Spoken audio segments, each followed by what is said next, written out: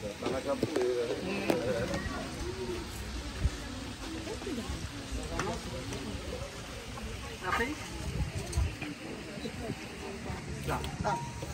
Opa, vamos chegando, vamos chegando. Vamos chegando nesse momento também, né, tão importante da nossa história, da nossa cultura. Vamos nos aquilombar agora, né? Por favor, pode continuar. Bem, pessoal, com muito prazer, assim, uma honra gigantesca, né? Que eu me senti assim, muito presenteado em receber esse convite do mestre Serginho para poder estar aqui contando a história do Quilombo do Jabaquara, que é um trabalho que a gente já vem fazendo há 3 anos. Eu sou Augusta França, idealizadora da Mochilando Afroculturas, que é uma agência que faz um trabalho de resgate histórico da população negra na cidade de Santos. A história desde o século XVI até o século XX, né? A gente trabalha com 5 roteiros contando a história da população negra.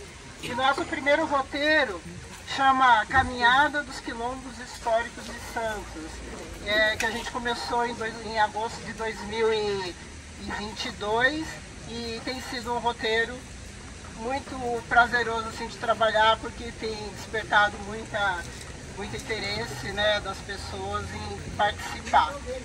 E outra coisa bastante importante, antes de eu falar da história, dizer que a gente está, da Mochilando, a gente está vivendo, tem meu filho ali, o Caio, né, que faz parte também. Ele tem essa função durante as nossas caminhadas de ficar atento à questão da segurança, de conduzir o grupo e fazer o registro das imagens. E também eu sou guia de turismo, ele também é guia de turismo.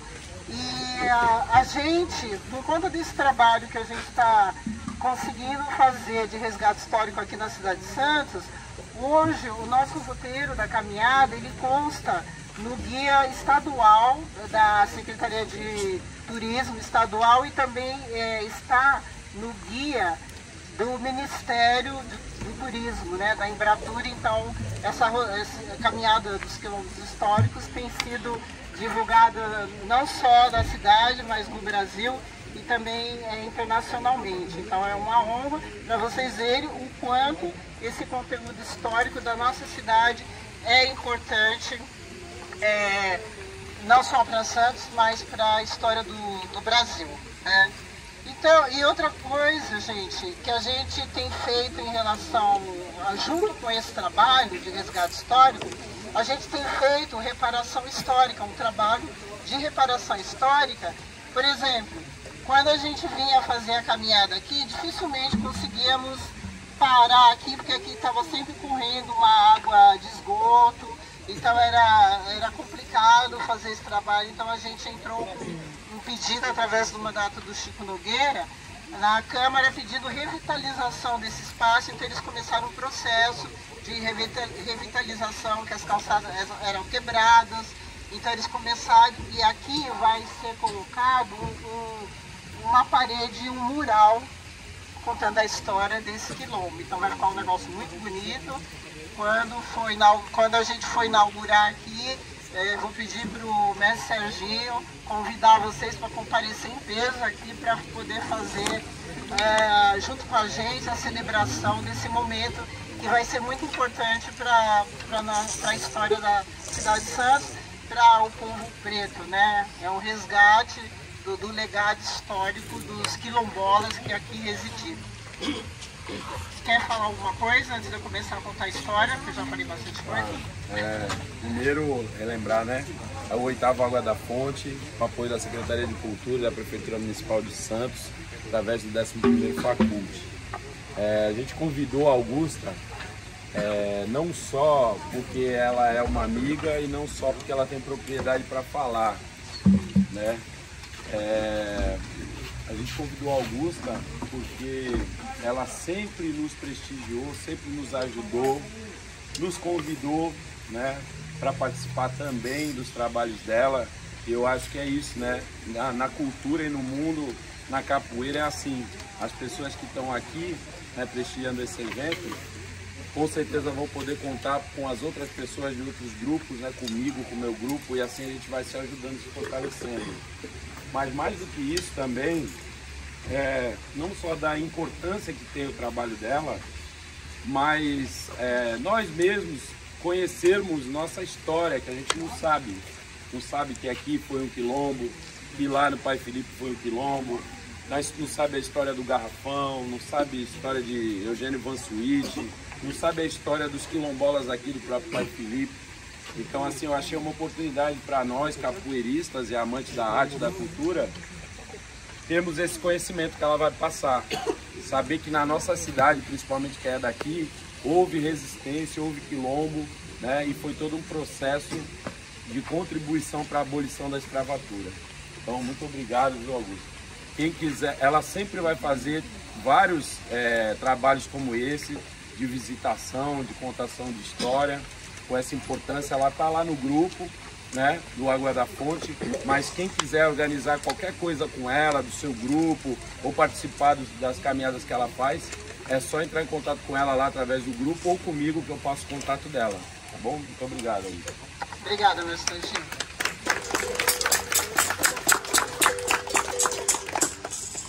Então, gente, aqui nesse local, nossa, o sol está correndo pro olho, eu vou ter que estudar aqui, tá, dele?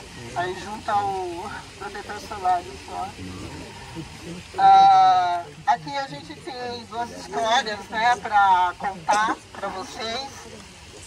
Primeiro, começar com a história desse local.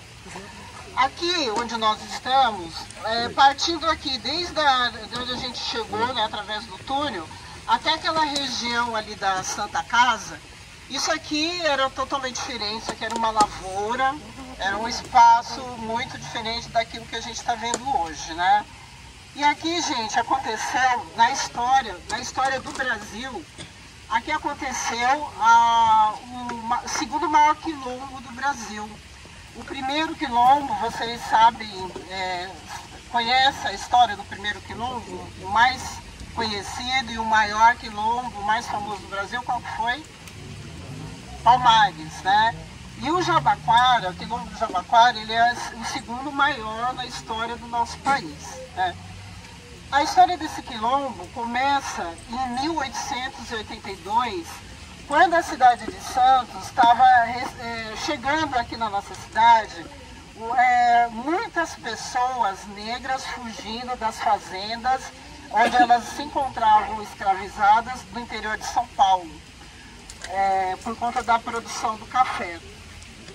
Ocorre que essas pessoas elas estavam chegando em Santos por conta de uma orientação dada pelos abolicionistas da capital, de São Paulo. Existia um movimento chamado Movimento Caifás, na cidade de São Paulo, que tinha uma ligação muito forte com os abolicionistas daqui da cidade de Santos. E eles combinaram, a gente vai ter que deixar a escadaria livre para os moradores. Tá? Deixa uma parte livre aí, por favor, galera. Assim, só ocupa essa parte aqui, ó. Ocupa só um lado. Para não atrapalhar, vai mais pra cima, Golani. A gente está aqui, né, ocupando o espaço, mas a gente não pode impedir a e aqui passagem também, ó, galera. dos moradores. Cuidado aí no chão também. Tá? Então seria interessante, tá muito sol aqui, né, tá sol aqui, né? Então o que acontece?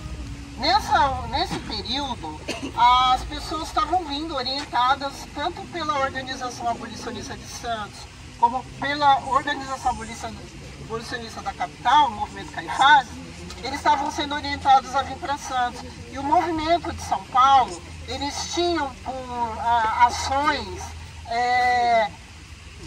até abrir, chegar nas fazendas, né, à noite, abrir senzalas e ajudar essas pessoas a escaparem das senzalas das fazendas do interior de São Paulo. Para vocês terem uma ideia, no século XIX, existia cerca de 125 fazendas de café no interior de São Paulo. E quem era a mão de obra que atuava nessas fazendas? população negra escravizada. Então vocês imaginem a quantidade de pessoas que estavam trabalhando nessas fazendas no interior de São Paulo. Então essas pessoas começam a fugir para Santos, né, sendo orientada para cá, e nessa época de 1880, era um número tão grande de pessoas vindo para Santos, e a cidade de Santos ela só existia lá no centro histórico. Essa região não existia a cidade de Santos, era tudo concentrado ali, no Valor, no Outeiro de Santa Catarina, naquela região. Nessa ocasião, mais ou menos, conta que cerca de 5.000 pessoas negras fugidas da escravização nas fazendas estavam na cidade de Santos. Então era preciso ter um local onde abrigar essas pessoas, onde essas pessoas ficassem, porque existia, tanto por parte dos moradores, um incômodo muito grande com esse número grande de pessoas, 5.000, no momento em que os habitantes da cidade eram em torno de 15.000 pessoas. Aí vocês imaginam a cidade existindo no centro histórico, 15.000 pessoas compondo, né, a população santista, e cerca de 5.000 pessoas circulando pelo centro histórico sem ter onde ficar. Então aí surge, numa determinada ocasião, em uma reunião dos abolicionistas aqui da cidade de Santos, eles têm dois abolicionistas que eles têm a ideia de criar um espaço onde essas pessoas pudessem viver, ser abrigadas, né? Então a ideia foi do Martim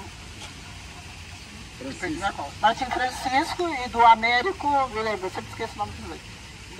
Do Martim Francisco, foram de dois abolicionistas. Então eles têm a ideia de organizar um quilombo aqui na nossa cidade, e nessa reunião estava presente o Benjamin Fontana, que também era abolicionista, era um italiano, e ele se dizia dono dessas terras aqui que eram lavouras. Aí ele oferece esse local para abrigar esse quilombo, né, que eles pensavam num espaço onde fosse um refúgio, onde essas pessoas ficariam concentradas sem atrapalhar a vida dos moradores lá no centro histórico. Então essas pessoas são direcionadas para cá, mas o Benjamin Fontana, que se dizia tanto dono daqui como abolicionista, ele oferece essas terras para abrigar essas pessoas, porque ele visa o interesse de obter lucro, trazendo essas pessoas para cá. Essas pessoas vêm para cá e ele pensa assim, bem, eu vou ter essas pessoas trabalhando nas minhas lavouras, não vou pagar essa mão de obra. E outra coisa que eu vou citar mais para frente para vocês entenderem. Daí era preciso existir uma liderança nesse quilombo, porque não daria para existir esse quilombo com cerca de 5.000 pessoas.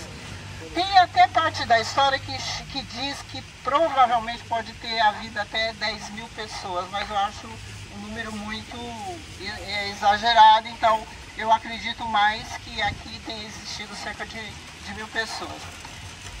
Nessa reunião também está presente o Lacerda Franco, que chega a ser senador de Santos, do Brasil, e ele ele sugere, na verdade, para organizar esse quilombo e poder, né, liderar aqui, que precisava de um líder, né, com mão de ferro, uma pessoa que fosse capaz de conduzir aqui o quilombo com essa quantidade de moradores. Então ele indica o Quintino de Lacerda para ser o líder desse quilombo. Aí eu vou passar a fotinho do Quintino e vou contar a história do Quintino. Quintino de Lacerda, líder do quilombo do Jabaquara.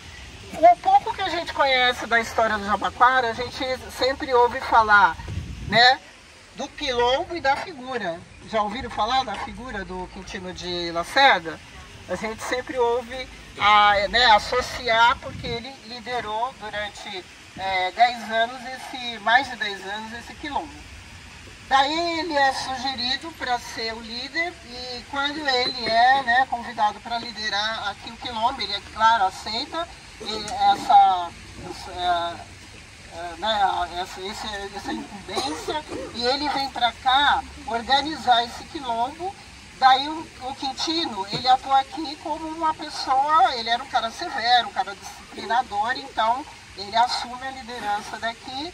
E aí ele forma, né, seu núcleo de pessoas da sua confiança para vigiar a entrada e saída desse quilombo. As pessoas vêm para cá e as pessoas só saem daqui ou para trabalhar sempre com uma autorização do Quintino de Lacerda. Então, pessoas que vieram para cá trabalhar, né, na lavoura aqui, as que não trabalhavam na lavoura trabalhavam no centro histórico. Essas pessoas pagavam um aluguel para poder trabalhar aqui no quilombo morar aqui no quilombo do Jabaquara. E o quilombo, ele foi constituído dessa forma, tá? Foram construídas várias casas de madeira. A gente até, quando pega algumas fotos, tem uma foto que foi feita panorâmica, que a gente vê que tem uma série de casas que se estende até ali, a Santa Casa, essas casinhas de madeira. E eu vou até passar essas fotos, vocês querem ver, vocês vão ver, essa foto aqui ela é provavelmente do final do século XVIII. Vocês vão ver que tem crianças aqui, sentadinhas, e tem algumas mulheres aqui na porta, né? Vou passar enquanto eu falo, pode ir dando uma olhadinha, não esquece depois de me entregar a foto, tá? Então, é construída, né, os próprios quilombolas constroem essas casas aqui do Jabaquara para sua moradia, e também é construído aqui nesse local um galpão que funciona como um armazém para que seja ali os alimentos, né, as coisas que são colhidas nas plantações ser distribuídas entre os quilombolas. Então era assim que aqui a situação ocorria, né? E o Quintino, contando um pouco da história do Quintino. O Quintino de Lacerda, ele nasceu em Sergipe e ele nasceu em 1839 e ele vem para a cidade de Santos, ele vem vendido como escravizado e ele vem para ser escravizado da família Lacerda Franco. Lembra que eu falei há pouco do senador que era abolicionista? Ele veio para ser escravizado dessa família. E ele atua trabalha como cozinheiro para essa família. Em determinado momento, depois de algum tempo, não sabe quando, o Quintino, ele recebeu alforria. A história tem sempre duas versões, né? Então eu tenho que passar as duas versões para vocês saberem que é isso que a gente encontra. A história diz que o Quintino juntou dinheiro, comprou a sua própria alforria, e a outra parte diz que a família dá a liberdade para ele. Então existem essas duas versões, né, na história do Quintino. E ele, quando ele é escolhido para liderar esse quilombo, ele passa a ser muito popular na nossa cidade. E aí vocês vão ver que ele passa, com a popularidade dele, além dele ser essa liderança aqui quilombola, ele passa a ter muitas funções, que ele passa também a ter função como inspetor de quarteirão, isso recebendo dinheiro daqui, né, público, municipal. Ele passa a ser inspetor de quarteirão e também ele foi administrador da limpeza pública. Então ele tem esses trabalhos remunerados aqui na cidade de Santos, devido à sua popularidade, né? E o Quintino, ele também acaba tendo algumas ações muito importantes aqui na cidade de Santos, porque quando houve, isso já 1891, ele envolve os moradores aqui do Quilombo para ajudar na construção do Cais Santista. Então esses moradores quilombolas, eles quebram as pedras aqui no Jabaquara, vocês já ouviram também que a gente tem muitas pedreiras, né? Então esses moradores daqui, eles são arregimentados pelo Quintino para quebrar as pedras para a construção do cais, né? Que hoje se tornou, né, o Porto de Santos, que gera tanta riqueza para a nossa cidade. Então é importante que a gente saiba que foi a mão dos quilombolas que acabou, né, dando início a todo esse processo de construção do nosso porto, né? E em determinada ocasião também, o Quintino, ele acaba mobilizando os quilombolas aqui, porque houve, já na época quando vem os imigrantes europeus aqui para a cidade de Santos, eles vêm para trabalhar como portuários.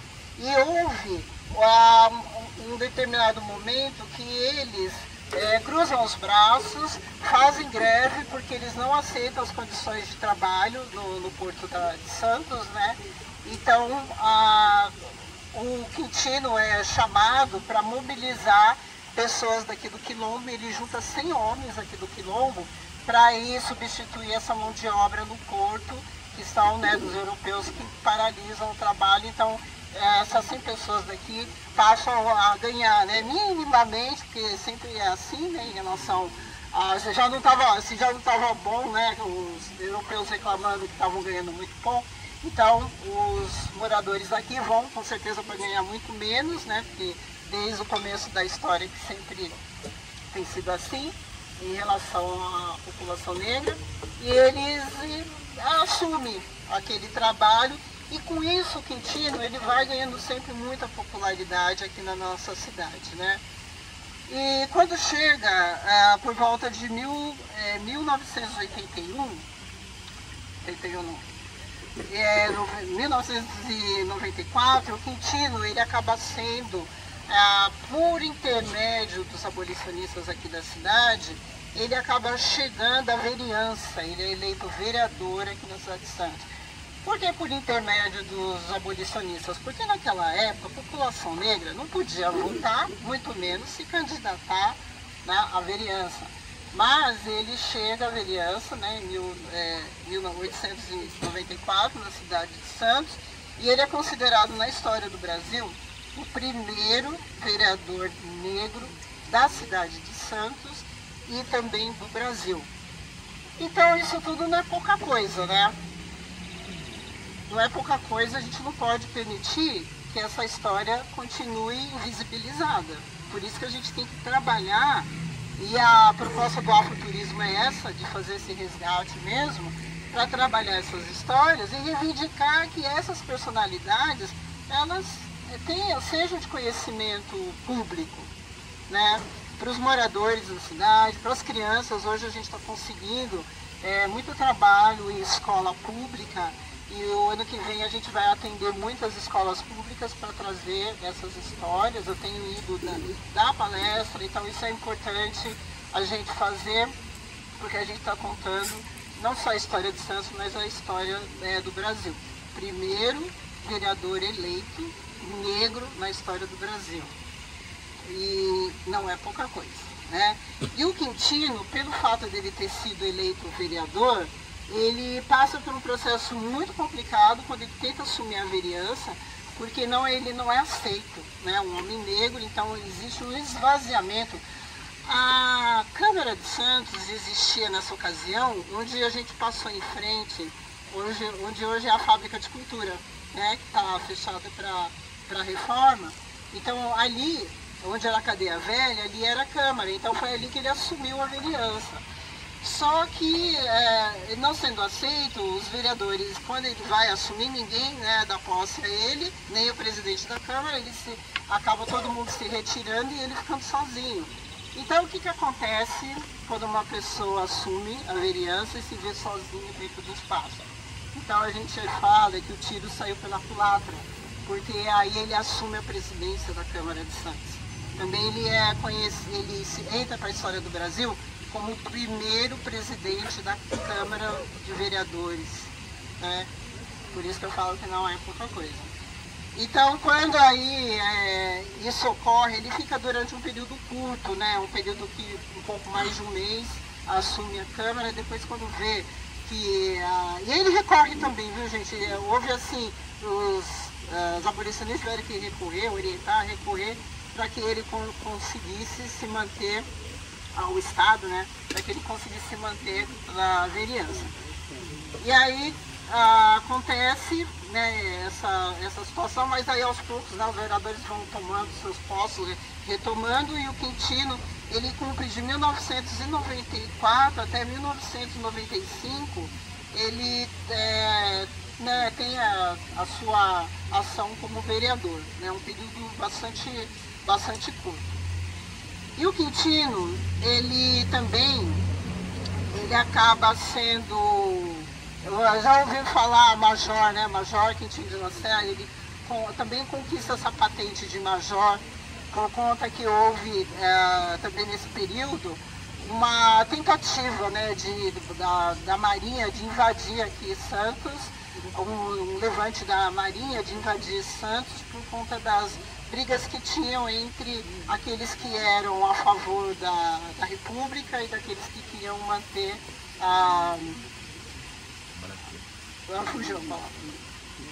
o Império, né? Manter o Império. Então ele assume, quando houve essa tentativa da Marinha de invadir aqui o Porto de Santos, ele assume determinadas posturas de liderança dentro do porto para impedir essa invasão aqui na cidade.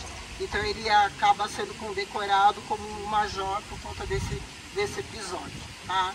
E o Quintino, ele, devido, né, a tantas ações dele, ele recebeu, né, a cidade de uma certa forma, naquele período do final do século XIX, a cidade, bem, primeiro falar, né, que o Quintino, ele faleceu em agosto de 1898.